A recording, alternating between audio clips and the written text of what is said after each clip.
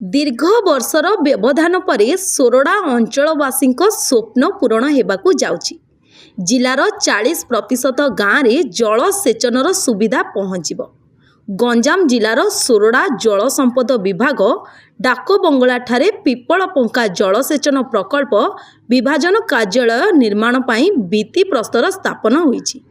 मुख्य अतिथि भावे सोरडा विधायक नीलमणि बिसोई जोगदे भित्ति प्रस्तर स्थापन करिसंती। एही प्रकल्प हेबा द्वारा आउ जलर अभाव रहिबो नाही। पीवा पानी ठारू आरंभ करी जमी को जलसेचन सुविधा होई पारियो बोली कहिसंती विधायक।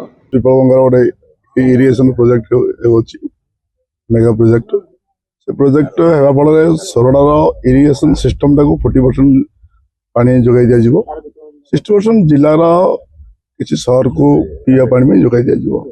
ए उद्देश्य प्रोजेक्ट होची। ए प्रोजेक्ट अनेक दिन स्वप्न थिला सोरडावासी एवं कांग्रेस आज बीजेपी पर्यंत तीन दल समस्त उद्यम थिला।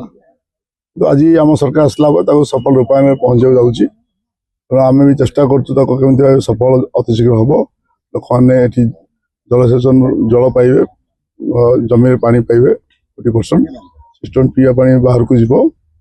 एवं एटी जो मेगा लिफ्ट इरिगेशन थिला 6टी प्रोजेक्ट बुली 2-4टी बर्तमान सोरडा 2टी बेलागुंटे गोटे तार आईएसएस सिस्टम को निया जाउची।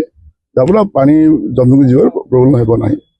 कार्यक्रम में भंजनगर अधीक्षण मंत्री संजय कुमार प्रधान उपस्थित रहितबा बेले सहकारी जंत्री के देवेंद्र प्रधान, विजय पट्टनायक, बैरागी चरण जेना, पीतबास माझी रहितबा बेले कनिष्ठ जंत्री मनस्विनी साहू, शिवानी साहू और ठिकादार चंदन पाड़ी उपस्थित रहितले।